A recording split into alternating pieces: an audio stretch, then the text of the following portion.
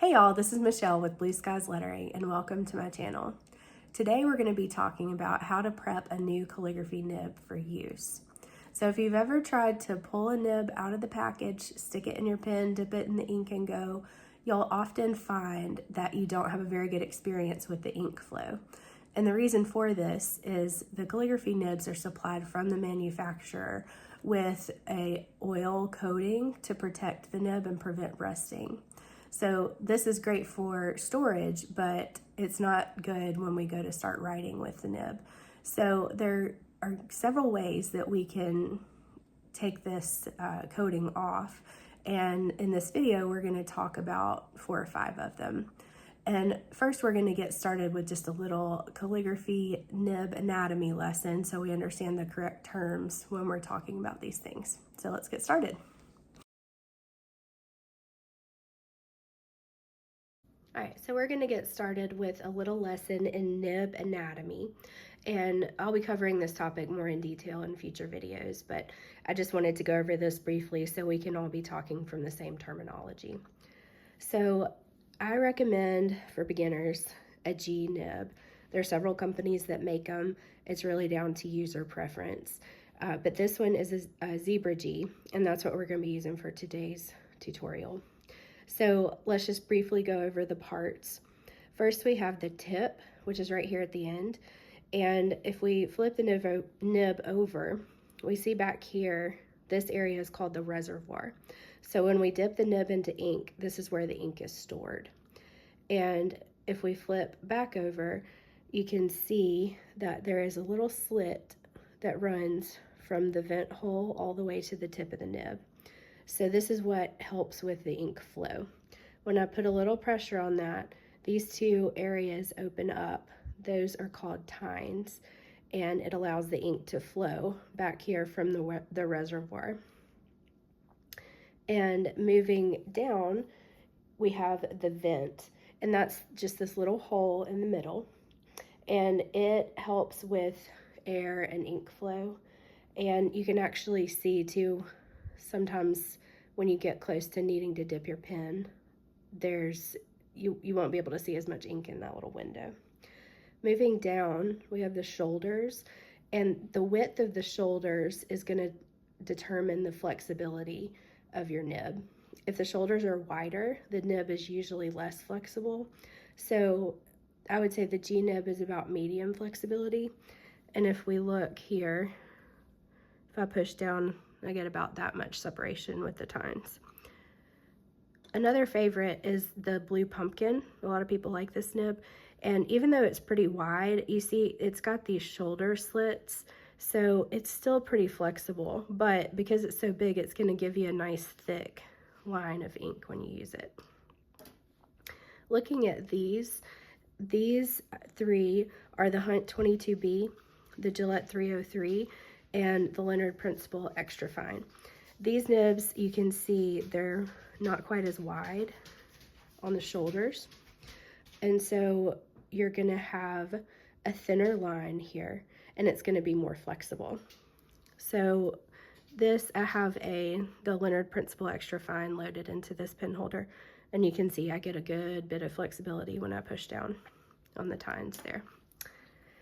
And then finishing up, we have the base, and this part is what is inserted into the nib holder.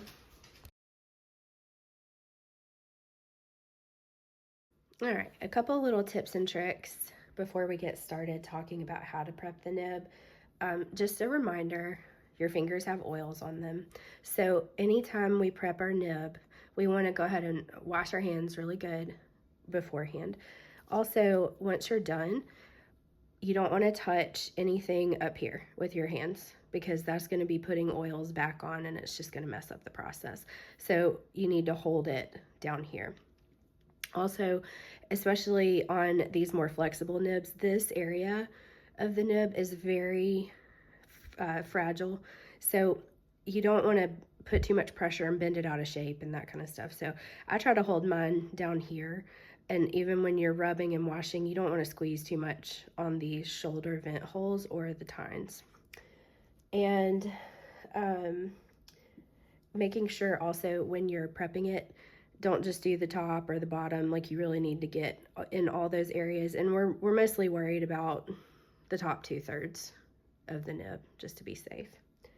And we also, before we store them, we want to make sure that they're completely dry.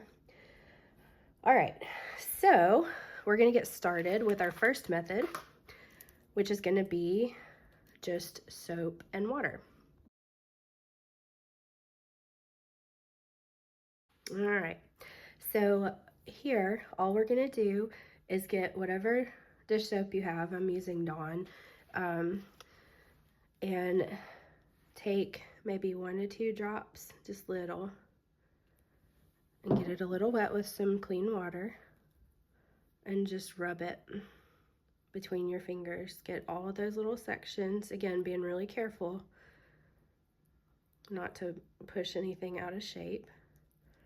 And we'll just rub it for probably 10 to 15 seconds, just to make sure we've got all of it off. And I'm just gonna drop it in the water and let it soak for a second. Rub it off. And then I like to dry mine with just a little microfiber cloth, or you can use a paper towel. It doesn't matter. Like I said, make sure it's good and dry before you store it. So that's it, and it should be ready to go.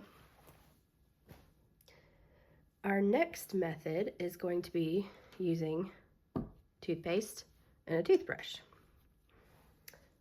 So what we're gonna do here is just, I'm getting clean water here. Take my toothbrush and get a little bit of water, and I just want a teeny little bit of whatever toothpaste you have hanging around, just a little bit on the tip of your toothbrush. And we're gonna hold the nib at the base, so we're not gonna mess any of this up, and then we're just gonna scrub gently over all areas of the nib, making sure we get the top and the bottom and the underneath.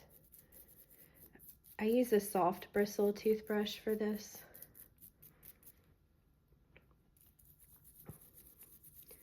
We're just scrubbing real good. I just want to go maybe about 20-30 seconds. Just give it all a good little scrubbing. We're just going to dunk that in the water for a second. Kind of rinse it out a little bit.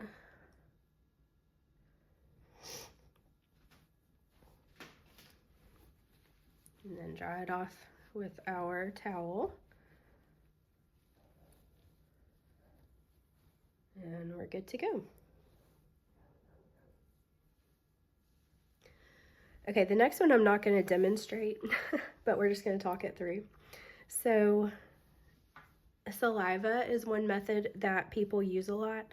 I know it sounds gross, but there's something in human saliva that can break down these oils too.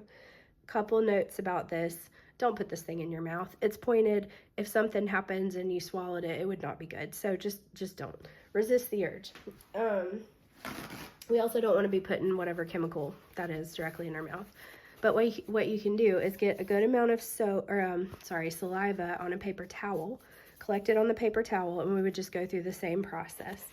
Is just rubbing it and keep rubbing it in that same area, dunk it back in, and dry it off.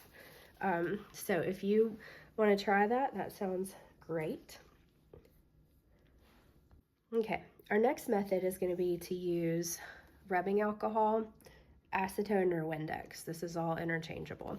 So these, again, the solutions are effective for removing the coating from the nib. So I don't like to just completely immerse my nibs in the alcohol.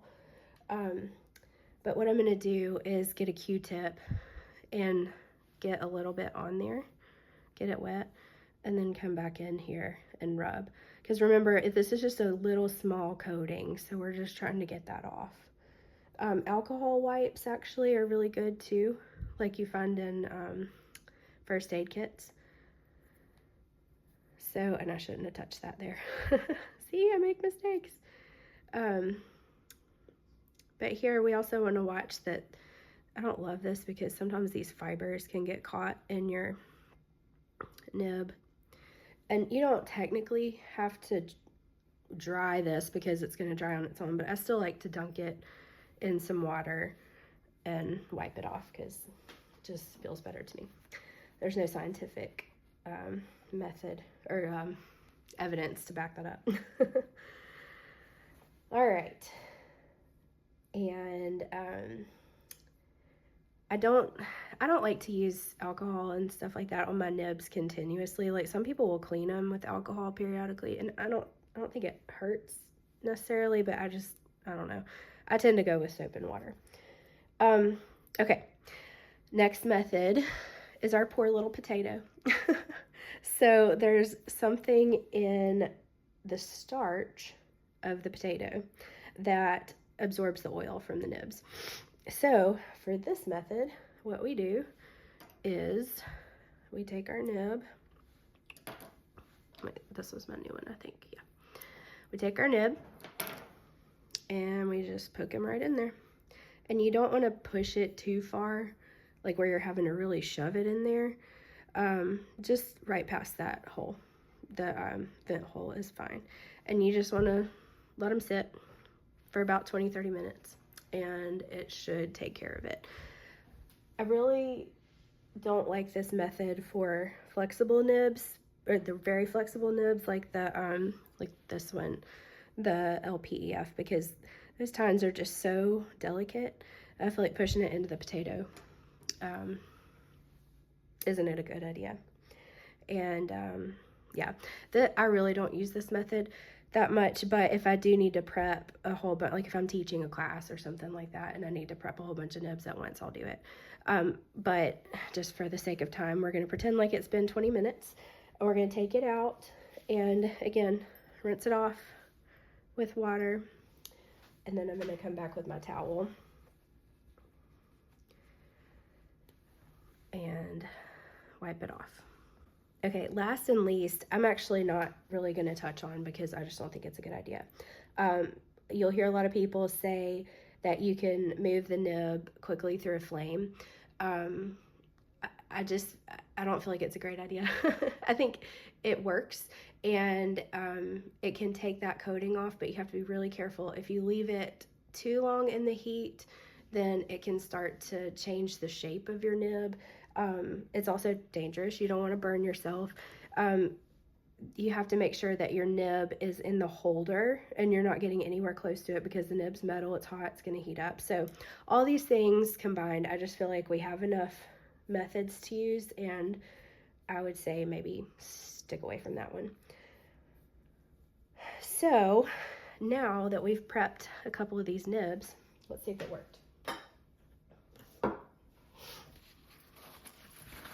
So this is my one that I had beforehand. And we're just going to dip it in.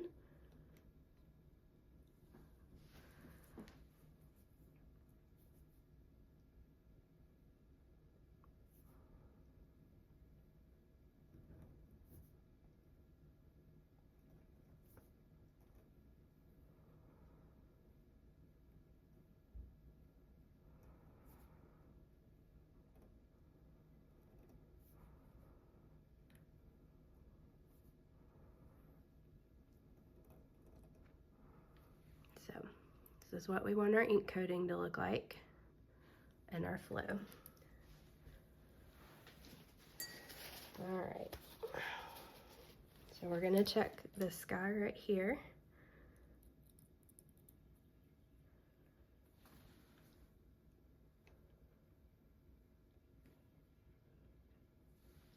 So now you see we've got a good coating on that nib. It looks great.